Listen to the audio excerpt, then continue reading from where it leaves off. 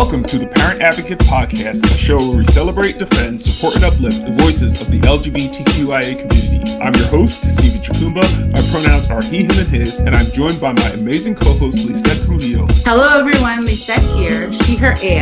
The mission of the Parent Advocate Podcast is to elevate conversations and reframe narratives around trans and non-binary youth to help change hearts and minds. Each week, we bring you our take on all things happening from the perspective of two parents of BIPOC transgender kids. Lizette, I've got the tingles all over thinking about who we're going to be talking to today. Stephen, I was going to say the same thing. I'm really looking forward to talking to our guest today, your friend, Aisling MacDonald. Well, as I always say, what are we waiting for? Welcome, everyone, once again to the Parent Advocate Podcast. Let's get started. Let's do this. All right, Lisette, before we started, you were telling me about some music, some new music. Hobbs popped in here to tell me he can't see, but I need to hear what's been happening in your life. Just tell Hobbs I can't see either. I had to buy readers. Did I tell you this already? No. I had to buy readers. And so last night we went to dinner with one of our families. It's part of our parent community. And Jose teased me because I had to whip them out and look at the menu because it was just not working. I can't fucking see either, which is sad. Also, Daniel and I listened to Kendrick Lamar's entire new album. And I was telling you that it's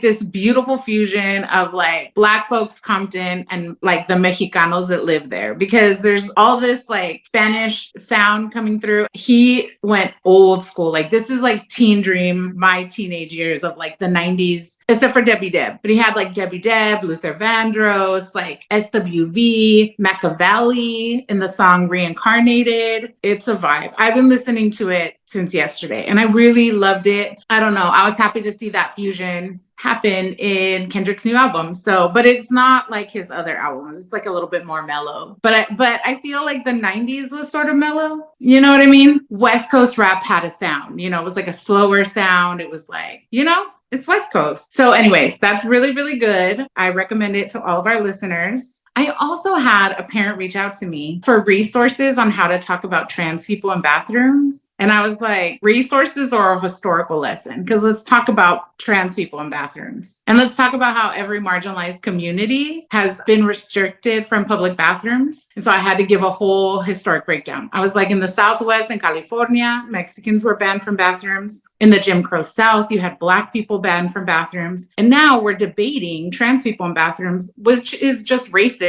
in all of its forms, because this is how you exclude marginalized people from public spaces. Because you know what? We can't decide when we're going to go pee. It just happens. And if you can't go pee in public, you can't exist in public. So I found some good resources and we'll make sure to post them when we post this episode. But tell me about you. Tell me what's going on. Okay, where to begin? Well, first, last week into this week was Transgender Awareness Week. The 20th was the Transgender Day of Remembrance. And on the 20th, I was part of the LGBTQ plus advisory board for Representative Bonnie Watson Coleman. She held a meeting to talk about what the objectives and priorities were going to be for the upcoming administration, specifically for the 12th district, which Bonnie represents, and for the LGBTQ plus community, which obviously is going to be under a microscope for the next 4 years. And even though New Jersey is quote unquote safe, we recognize that no place is really safe anymore. And so you really have to be on the front foot if you want to ensure that gender expansive people will not have their rights further curtailed by either the federal government or state governments that are slowly backsliding into kind of MAGA land. I got word that my background check for my firearms card has been completed. And so on Monday, I am going to pick up my firearms card and then I am going to promptly pick up my long gun because it's not a game and I am not the one. And then on Tuesday, I'll be making appointments to get to the range so that me and mines will be ready for whatever foolishness comes. That was just a word to the wise, don't fuck with the Chukumbas. And then yesterday, I attended a parent group meeting in Asbury Park with the group there. It was the first time we were meeting since the election. Parents that I've never seen before were at this meeting. There were a lot of parents who I've been seeing, but there were so many new families and most people were concerned about what to do. people were talking about doctors not calling them back and how they can like line up additional providers so that if something goes wrong with one provider in one state, they have backups. We talked about not asking for resources on public forums like Facebook. There were lots of questions about whether or not children could continue to be out or should they go quote unquote stealth, and what to do when your children express fear about parents being vocal advocates, and how to maintain that visibility as an advocate, as an accomplice, and ensure your child's anonymity or safety because they're concerned about your public visibility. So there was a lot to unpack and process, and I channeled you, Lizette, in that space.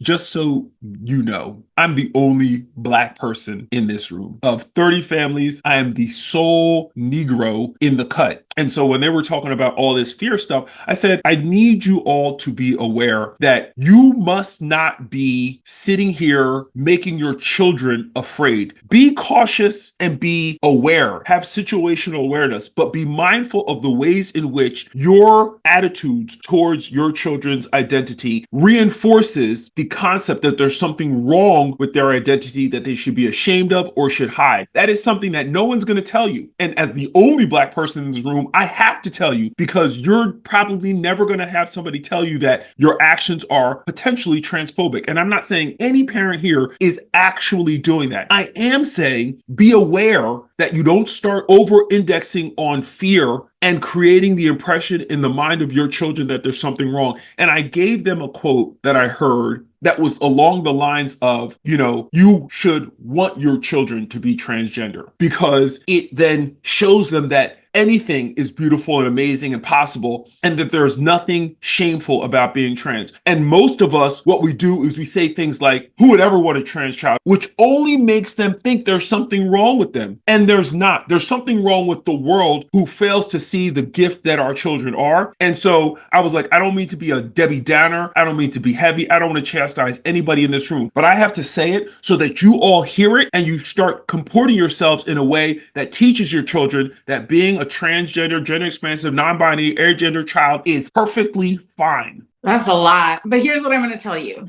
I'm glad that you said that to them. I do believe that parents are transphobic. We all carry transphobia. I just wish we would be honest about it. And then we could get through our transphobic ideas and then have awareness about the way we speak about trans people and heal and grow and then be fucking powerful allies. But for some odd reason, there's a lot of cis fragility that happens in parent spaces. It's been really hard. I was really sad on Wednesday for the T-Door event that I went to. I went to 2 of them. Our community had 2 different events. I was weepy that day. And when I got to be with community and be with our friends and our friends of color, our trans friends of color, it was like, we are here together, right? Like we can do hard things. We've done hard things before as communities of color. We can do this. I needed to recenter because I know this. But when I tell you that a lot of the white trans people in my life are scrubbing all their online stuff, going into hiding, I'm like, wow, we're really in this alone. As families of color, we're going to be in this as people of color like we always are. And it's disappointing. It's disappointing. And I'm looking at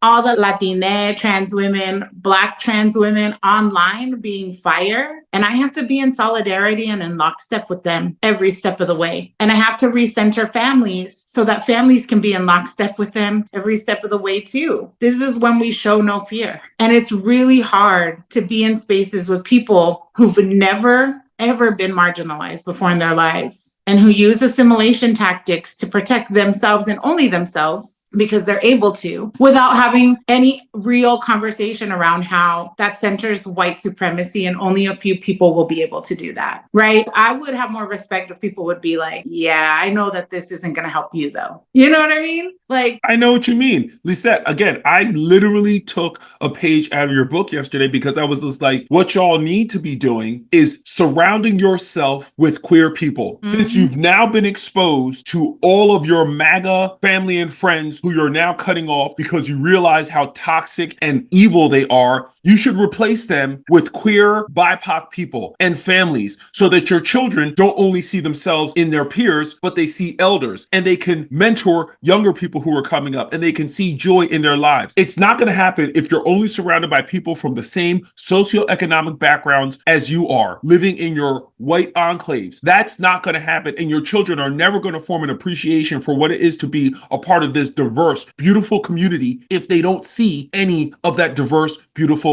community. Yeah. I had coffee with a really good friend who's like a trans lawyer. They were like, oh, I'm not part of like predominantly white trans spaces, but maybe I need to so that I can remind them that we have to be in the fight. And I was like, you don't have to do that work. I think it's just a reminder that when people can pick their own safety, they will. I don't know how to feel about it. I'm still processing it. I mean, I think we could do a whole episode on this alone, but we've got to get to today's topics. Let's get started. Oh my God, Stephen. Nancy Mace called incoming transgender Congresswoman Sarah McBride a threat and introduced a ban to prevent her from using the women's bathroom. She claimed McBride's presence in women's restrooms constitutes a war on women, equating her access to shared space with assault, despite McBride having no history of misconduct. Mace proposed rules requiring people to use restrooms matching their birth-assigned sex and plans to expand this ban nationwide for all federal properties. Johnson has supported these restrictions, pointing trans individuals to unisex or private restrooms instead. In a composed statement on social media, McBride dismissed the controversy as a distraction from real issues, emphasizing her commitment to following rules while advocating for progress. Lizette, this is so crazy because Mace's supposed concern for women's safety really seems selective. She supports public figures with histories of sexual misconduct, including Donald Trump and Representative Matt Gaetz, and this controversy really reflects the broader ongoing cultural war surrounding transgender rights and public accommodations. Efforts like Mace's have been described as discriminatory and unsupported by evidence, with research showing trans people are no more likely to commit crimes in restrooms than any other group. And I dare say they are less likely because there's a target on their back at all times. And again, I will go back to this. Telling people that they cannot use public accommodations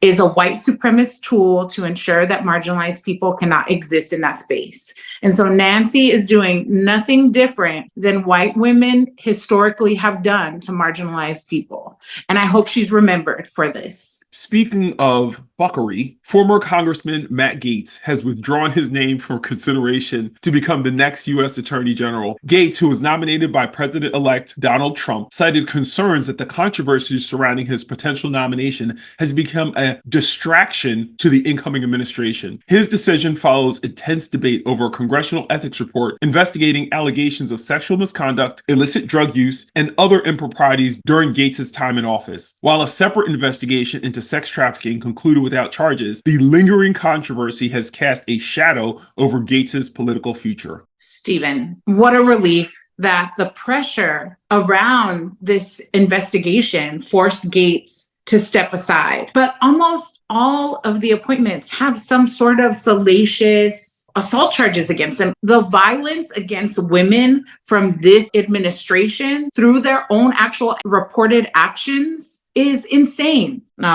And the circus continues. Let's talk about Donald Trump announcing Linda McMahon, a former wrestling executive and staunch anti-trans advocate, as his pick for Secretary of Education. McMahon, whose appointment aligns with Trump's promise to dismantle the Department of Education, will oversee federal education policy if confirmed by the Senate. Critics cite her lack of qualifications and controversial political affiliations, including her leadership on the far-right First Policy Institute, which spreads anti-trans propaganda and supports charter schools that often marginalize LGBTQ plus youth. McMahon's nomination has also drawn scrutiny due to her family's history of scandals, including sexual misconduct allegations involving her husband, Vince McMahon. Lizette, on top of all of that, Linda McMahon was formally called out because she lied about having a bachelor's degree in education, which she doesn't have. So not only are we talking about a transphobe, not only are we talking about an individual with some nexus to sexual assault, sexual abuse allegations, not only are we talking about somebody who is a white supremacist through and through, we are talking about an avowed liar who doesn't even have the academic credentials to lead the organization that she's supposed to be the head of. Like, I can't with these people. I really can't. And yet, Nancy Mace continues to call Sarah McBride a threat, who has a sparkling clean record. This is ridiculous. Ridiculi. But I want us to remember that a few days ago was the Transgender Day of Remembrance. And this year, there were 36 transgender people killed. The Human Rights Campaign's 2024 report on violence against transgender people highlights the tragic loss, with at least 36 lives lost in the past year, with an overwhelming 75% of the victims being people of color and half under the age of 35. Black trans women,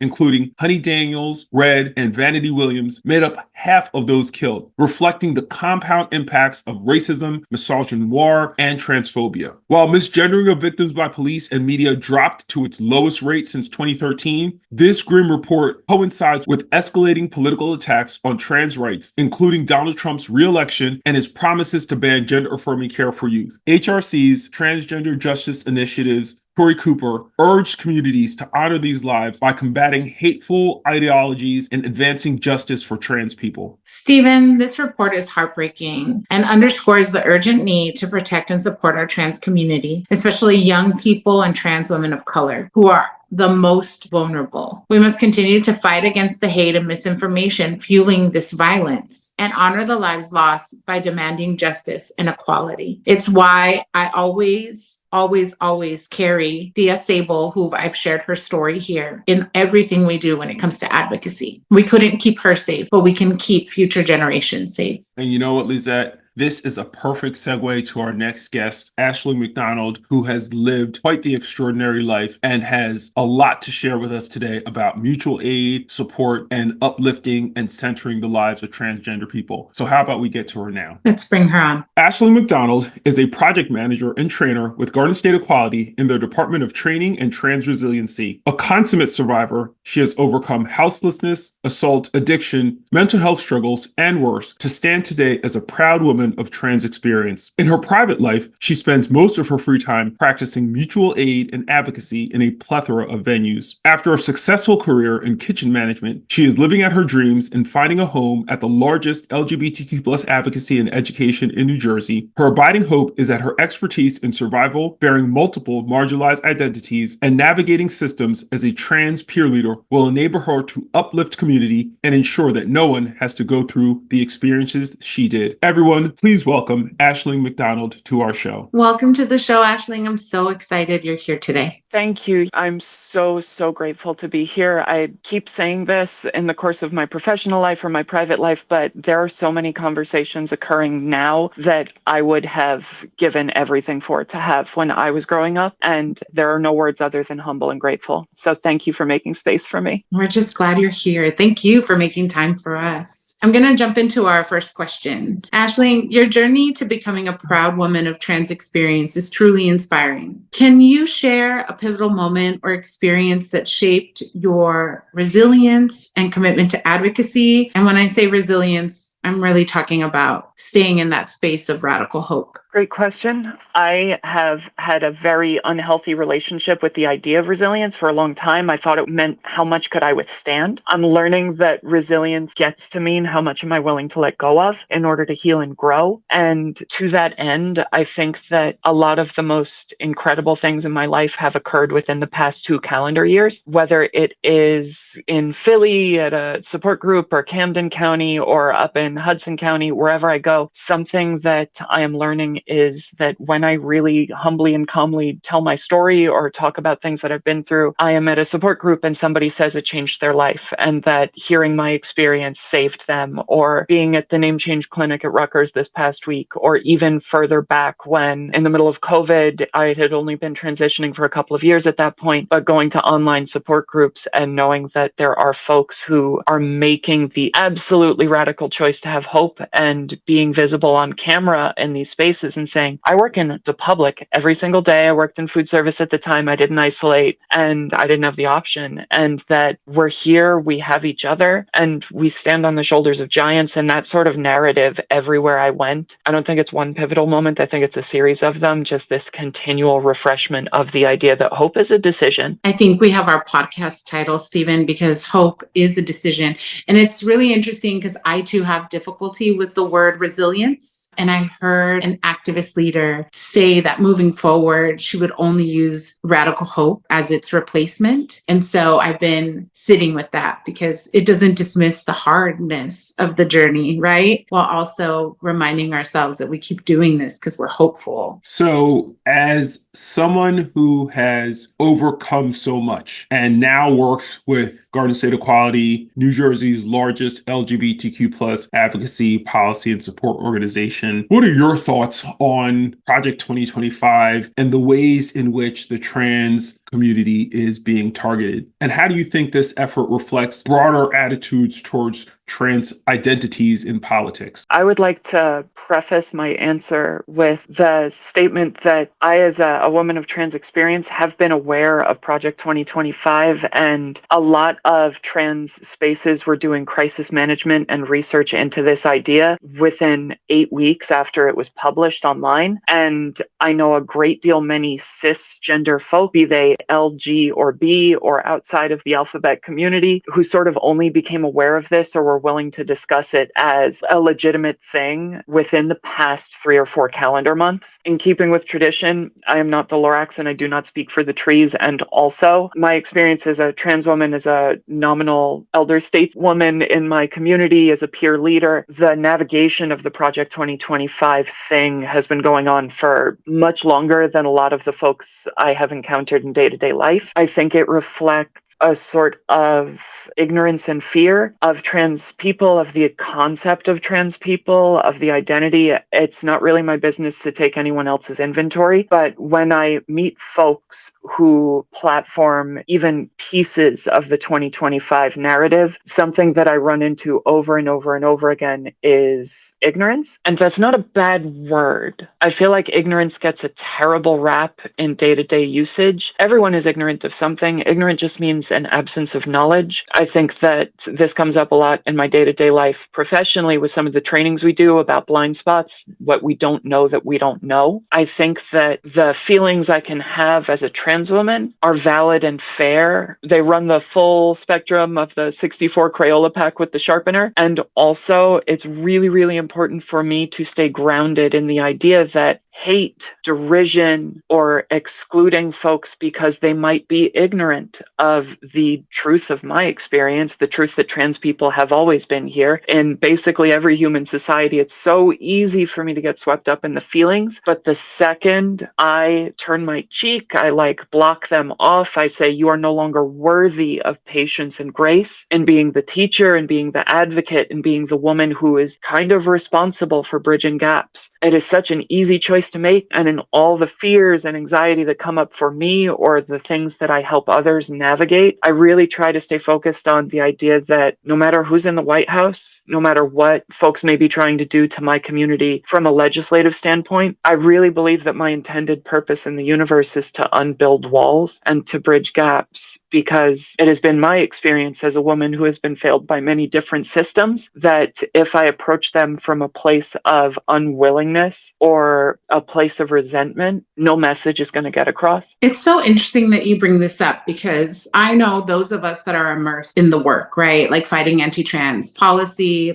we knew that this was coming. Some version of this was coming when we saw the promise to America's children in 2020, right? Like that 10 Commandments, anti-trans coalition, right? And so we saw this coming, and Project 2025 was its final dictate. What was frustrating for me was you see the writing on the wall and you have these different kind of ways of trying to manage what's coming. Some people are we don't want to draw attention to that, right? We choose to share pro-equality things, so we're not going to draw attention to that. For me, that frustration was, it was such a missed opportunity to educate the public on this well-funded anti-trans campaign? Because we're going to have to be creative. We were outfunded by $250 million in anti-trans ads. Like, what are some of the ways in which organizations like Garden State Equality and you are thinking about how do we re-educate Americans on this really important issue of human dignity and inclusion and human rights issues, right? Like, how do we educate people on trans people coming from a place of dignity and coming from a less funded space, right? What are some of those ideas? I especially just want to take a moment to empathize with some of the things you mentioned about experiencing different strategies on the sides of folks advocating for human rights. That is something I have come up against a number of times. And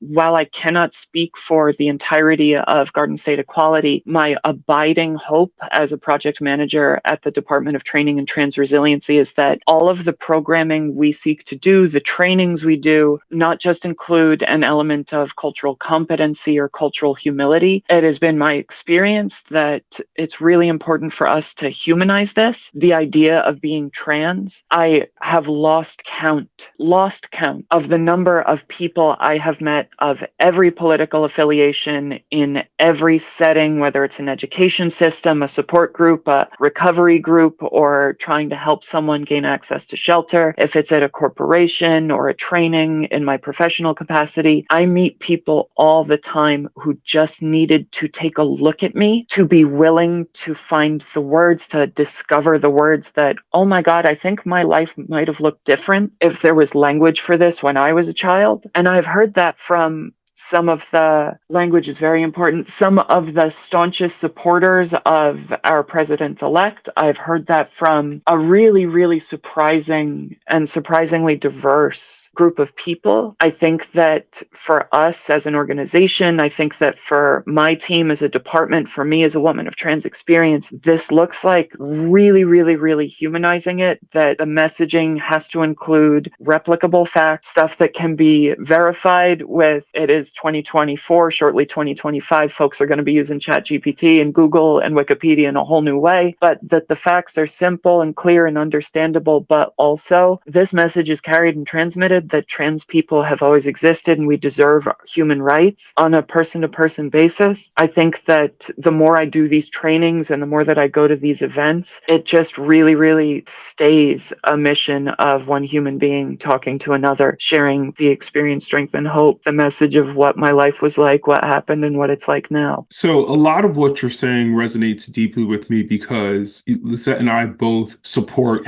parents in support spaces who are really reeling from the results of this past election. And they're really concerned about the incoming administration's plans to enact federal legislation targeting trans rights. And so one of the things that keeps coming up, and one of the biggest concerns that people have is not really knowing what's coming. What do you think are some of the biggest threats that trans people should be most prepared for with this incoming administration? I empathize with the anxieties, both of the communities and demographics that you two serve, and I see it all over in my personal life. It's very easy to catastrophize here or spin out of control. I know that our president-elect has posted several videos to Rumble or Truth Social in the past describing an intention to put into the Constitution that folks' genders is assigned at birth and you cannot move between them. I have heard all sorts of narratives on ways they are going to attack and rob my community and my demographic of our inalienable human rights. I think that some of the most immediate concerns are going to be in the realm of healthcare access, and not just from the standpoint of gender-affirming care. Something that I run into a lot in my professional capacity is the assumption from folks outside of the trans and gender diverse demographic that the entirety of our healthcare is gender-affirming care, which, by the way, on record, this needs to be on the tape. We know that most gender-affirming care goes to cisgender folks, whether it is testosterone treatment, whether it is Lord above hair removal, whether it is HRT for menopausal women or mastectomies for adolescent boys with gynecomastia. The statistics, they insist upon themselves. So there is a cultural competency component here where folks assume that the healthcare for trans people is exclusively gender-affirming care. However, studies are coming out every single day which speak to the fact that when trans and gender diverse folks, who we know experience rates of mental health, poverty, adversity far beyond their LGB and cis-het counterparts. When they do not feel the element of safety from their provider, they are thoroughly discouraged from getting even regular health care, like primary care physician annual checkups. I think that healthcare is going to be one of the bigger risks. Other than that, I am extremely concerned for all of the members of our community with regards to documentation. I know that for me personally, the first 2 years I was in transition this go around, the name change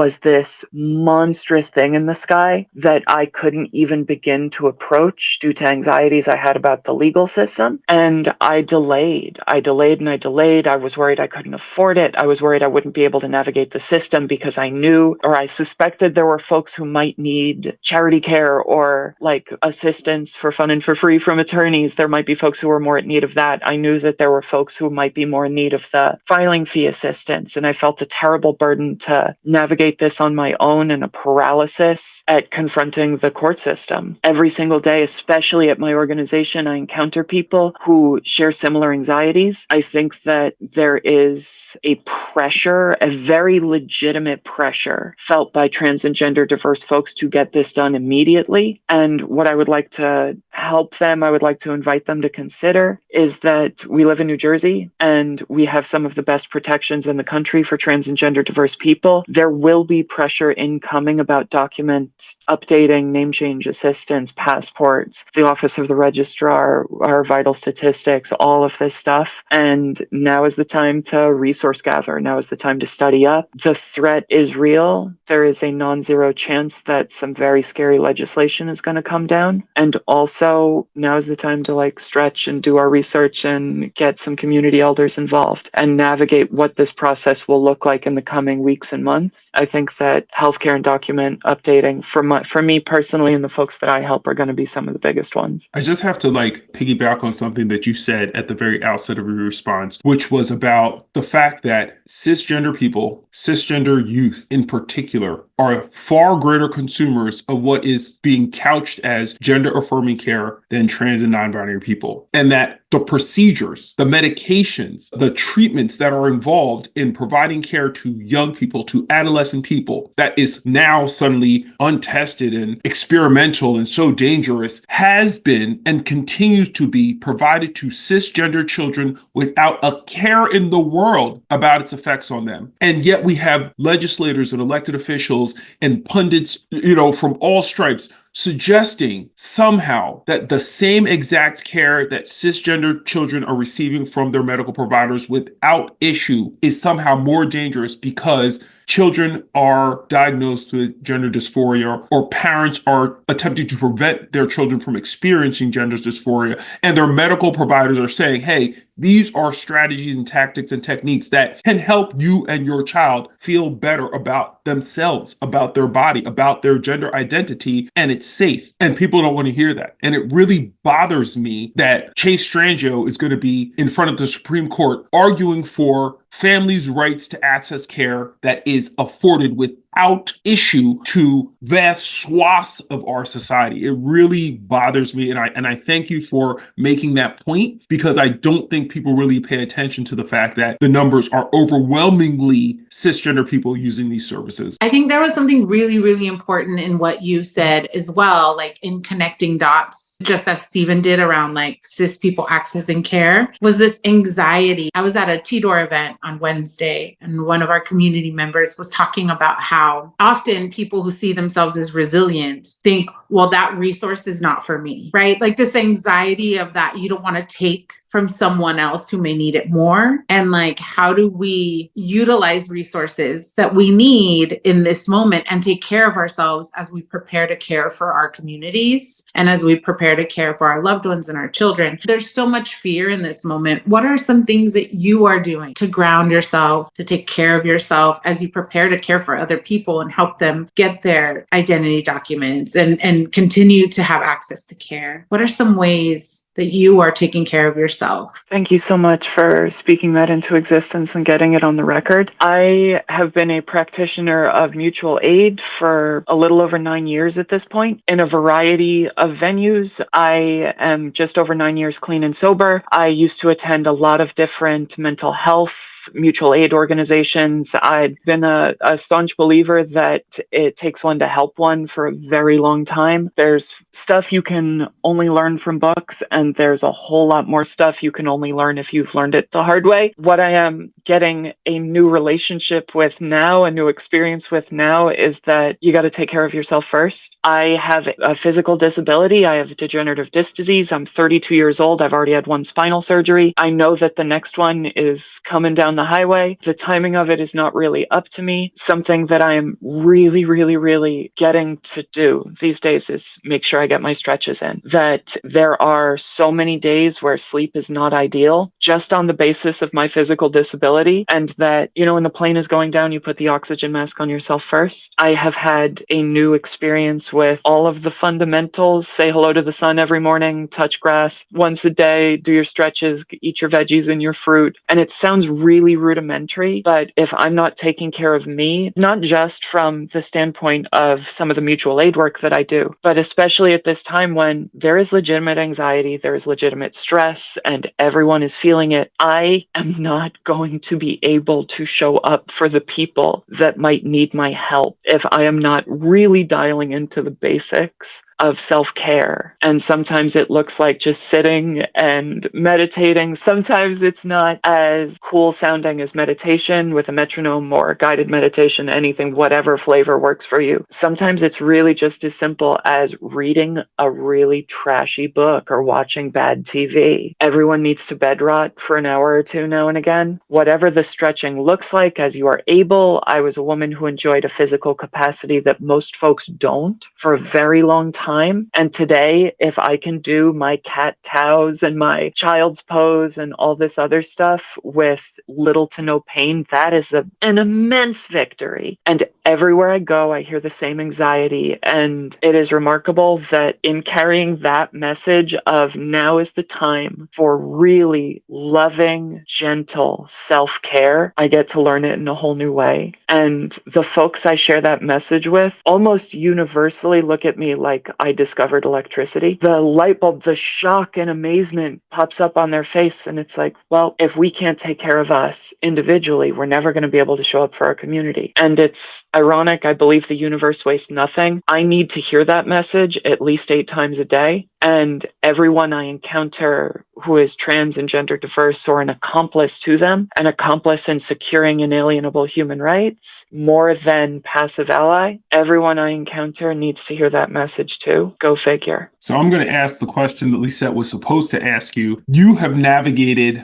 multiple marginalized identities throughout your life. How does that intersectionality influence your perspective on these political and social upheavals and challenges that we're seeing, especially regarding the treatment of trans people? I need to take a moment at the onset of my response to acknowledge that while I have had to survive a great deal many things that most folks wouldn't think of in their worst nightmares, I am also approximately as Caucasian as a human being can get. And I have found myself time and again enjoying and making use of white privilege over the course of my life without really intending to. That despite some of the heinous things I have experienced, especially even today, I do not often pass as cisgender, and there is a conversation on another podcast about the inherent toxicity of the concept of cis passing. However, when that, coin flip in the sky lands in whichever direction and I am perceived as cisgender, I am immediately just a white woman. And even though I can speak for 3 hours straight on my experience of navigating multiple marginalized identities, there does need to be something on tape about how now, as a woman who is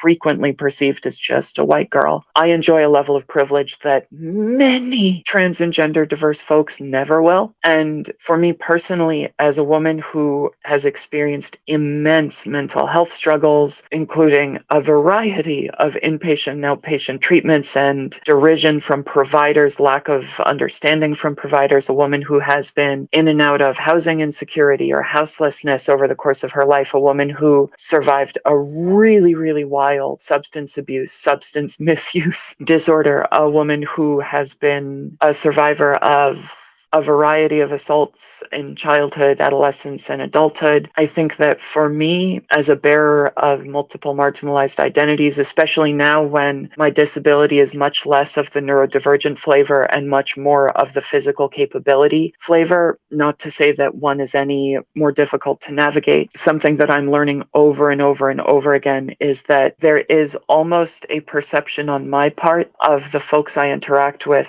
that they are assuming the primary indicator of my difficulties is my gender identity. And that is not so. Very often that is not so. Very often it is, but very often that is not so. Some days it's my physical ability. I am trying to sit still in a chair and I'm at a 9 on the pain scale. Some days my diagnosis is not set in stone, but as time goes on, it looks more and more like world record setting amounts of PTSD. And some days I am in an activated, hyper aroused was the term that was in vogue when I first went to treatment for trauma. I'm not sure if it's still in vogue these days, and I apologize to whoever hears this if that is not the correct term. I am always interested in learning. Very, very often there is a perception that the majority of my struggles are on the basis of my gender identity, and it is not. I think that for me, I am again having a new experience every single day with what being an adult doing her best looks like when she has multiple marginalized identities, whether it is the PTSD that occasionally makes functioning really difficult, whether it is the physical disability that makes really pedestrian tasks like laundry. How many times have you paid attention to where your lumbar spine moves when you're folding laundry, right? Or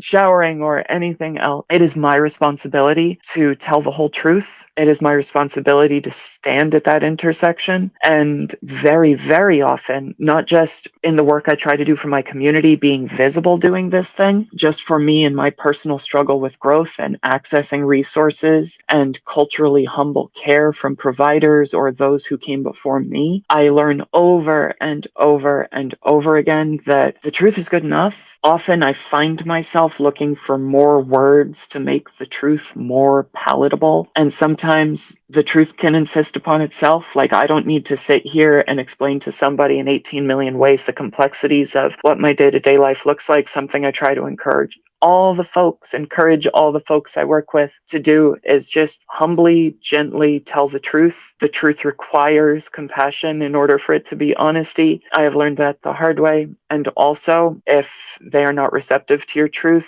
it might just not be meant to be. Keep it moving. You're practicing standing in your identity here, whether it is the fact that I need to get up and stretch now, or you know what, I need to go hold ice, do a tip, do a progressive muscle relaxation, make use of some kind of distress tolerance. If I am in a space that is specifically for trans and gender diverse people, I think that the experience of being a woman who is multiply marginalized has enabled me to make space for the possibility that other folks might be, even if they're not. I think that it's really entry-level humanism 101 to assume that we don't know everything that's going on with someone else. And also this experience of getting it wrong, always getting it wrong. No one is perfect, but this experience of being in a growth journey with my multiple marginalized identities has enabled me to make so much more space for other people and really, really give myself some grace as I am learning how to do this in real time. All of that is just so important. Thank you for sharing those reminders about how to stay honest,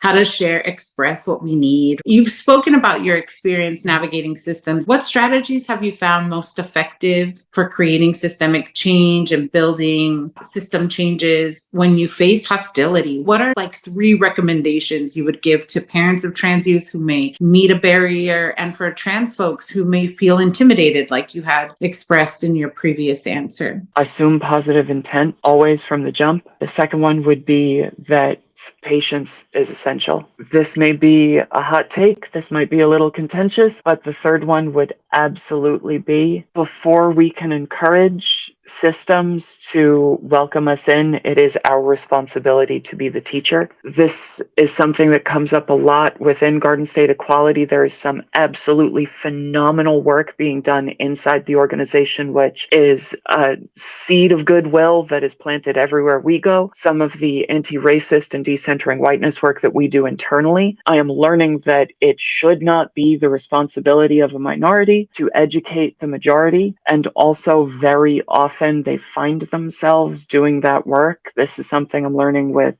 Prentice Hemphill. Dear Lord, there's this phenomenal book, My Grandmother's Hands, who's the author I can't remember because my brain is Swiss cheese and mush these days. I need more caffeine. And it's this idea that the marginalized community, the minority, should not, in a perfect world, be the folks who have to educate individuals, systems, leaders about how to provide them care. But one of the unfortunate realities is that if we want to see change, we are very often the teacher. And this is something that comes up. It came up at the name change clinic we just recently did. It comes up in my mutual aid work. It comes up in my private advocacy life, that change is very slow and patience is essential, and that expectations are future resentments. As much of a bummer as that is, we often require an open mind about how this is going to shake out. We're responsible for the intention, the decisions, and the actions of grace, the actions of patience, the actions of a gentle tone, the assumption of positive intent. And I have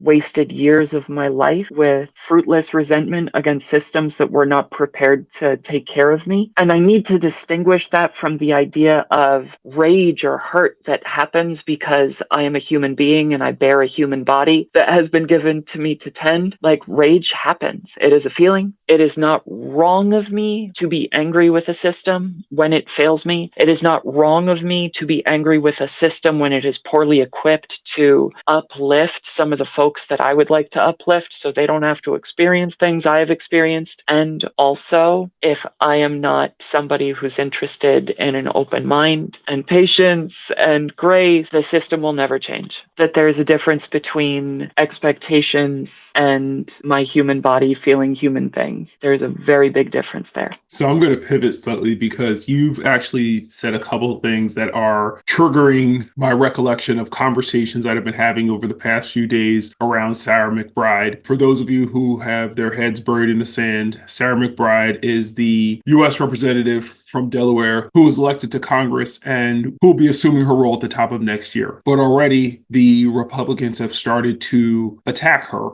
in particular, because of her transness. It started with Nancy Mace, followed up by Speaker Johnson banning trans people from female spaces in the House. And a lot of conversations that I've been privy to have fallen either in support of Sarah McBride's decision not to fight in this moment, what's happening to her, versus folks who are angry with her because she has chosen not to fight in this moment. It's an interesting conversation to me because I can certainly see both sides of wanting to make sure that she fulfills her role for all of her constituents and not just her trans constituents. And the flip side, where as a trans person who has this highly visible role, making a stand on behalf of trans people. And I'm really curious what your perspective is on this issue. There's no right or wrong, but it is important for us to have this dialogue. And I think who better than to have it with than Aisling. My heart goes out to her. In the quiet moments of my day, when I am stretching or putting a Salon Pas, a lidocaine, menthol, whatever patch on my spine, I sometimes think about her, and I have nothing but light, positivity, and hope that I hope she receives. I think about it very, very often and the situation she is in. I have this recurring issue in my life where I have really good ideas about what other people should be doing. I'm not sure if y'all can identify with that. It is one of my biggest struggles. It is very easy for me, in all humility. I am very bright. I don't talk about it a lot. I have been through so much I have stood in similar spaces to that, not political ones, but from a visibility standpoint. And wouldn't you know it, I just have such good ideas about what Sarah McBride should be doing. I am learning that it is extremely grandiose of me to assume that I could ever tell her what she should be doing. I do not envy her position. I cannot begin to comprehend some of the complexities which led her to where she stands, that led her to the space she currently occupies of whatever pressure she might feel to show up for trans people, to show up for her constituents, right? Her day job, where she gets her paycheck. And also, my answer is kind of a non-answer. I am just here to stand in what I hope is well-intentioned and comes across as humility, that one of my abiding temptations is to assume that other people should be doing something. And they rarely listen to my good ideas, Stephen. They so rarely consult with me about what I think is best. And that has been an issue for me in areas where I have expertise, demonstrable on paper expertise. When I was a kitchen manager and I could show with facts and spreadsheets that I know more than you do, I do more than you do. Or God Almighty, in some of my mutual aid work, when I'm able to stand on the basis of some of the services I have provided, there is always an immense temptation that I could be an expert in the circumstances or lived experience of another person. And I want to thank God to the elder statespeople and the mental health providers and the community leaders that have shared with me that it is a dubious prospect to assume that they can know exactly what someone else is going through. They can know exactly what another person should be doing. And I have, in full transparency, that's a pun, thank you, I'm here all afternoon, I have had flashes of good ideas about what she should be doing. And what I keep coming back to is the only way that works for me is to tell my story and my experience. And in my professional life, I very often don't get to do things my way. Wouldn't you know that, Stephen and Lizette? It's almost like I work for an organization of people who have more expertise, of people who have different experiences. And this isn't just the Aisling MacDonald show. Today's show is actually the Aisling MacDonald show. I also Thank think you. what isn't being said, and I had the experience yesterday. One of the organizations was like, Lizette, will you speak to the Washington Post? And because I've been organizing with them about the rally, I thought it was about the December 4th SCOTUS rally. So I called I'm like, sure, of course, I'll talk to them about the rally. So I called the Washington Post journalist, and it's about the bathroom issue with Sarah McBride. And I was like, I am not prepared for this. The way she quoted me, I hate, because it was like a condensed version of our entire conversation. I think Sarah's in a really difficult position, but I think what people fail to acknowledge is that she's not an activist, right? Like, she's not an organizer. She's a politician, and she's being strategic in this moment and doing what's best for her. And so, it makes the conversation complicated because there's some people that's not their innate place. That's not where they lead from, right? And I think that doesn't make her a bad person at all. And we can be honest, there's going to be people that are agitators, that are organizers, that lead in that way, and then there's going to be people that lead through their visibility, right? And lead, and she's a political leader, right? And so they're very different ways of approaching situations. And so anyway, that's neither here nor there. I'm just saying. What I want to ask you, because you said earlier and Stephen, I am going off script, but you did mention earlier, you wish you would have had language as a child. You wish you could have had conversations that you're seeing parents have with their children and probably have the support. Our podcast is geared towards parents and families and shaping that. There's this quote that's been living in my brain ever since the election. That's by Jules Gill Peterson. It's at the very end of her book, The History of the Transgender Child. But she writes, if in the 21st century, we adults desire to learn to care for the many transgender children in our midst, we need to learn first what it means to wish that there be children that grow up trans and live a trans childhood, and that not merely be a possibility, but a happy and desirable one. What are kind of 3 pieces of advice that you would like to give to parents who are listening to this, who are listening to talk about message work and changing hearts and minds work? What do you want them to know? Sorry, I apologize for the delayed reply. Some big feelings came up there. The first thing I would want to tell any parent who does this work is that you're amazing. Honestly, that is the very first thing. The second thing that I would like to share with any parents is that sticking to the facts is the most important part.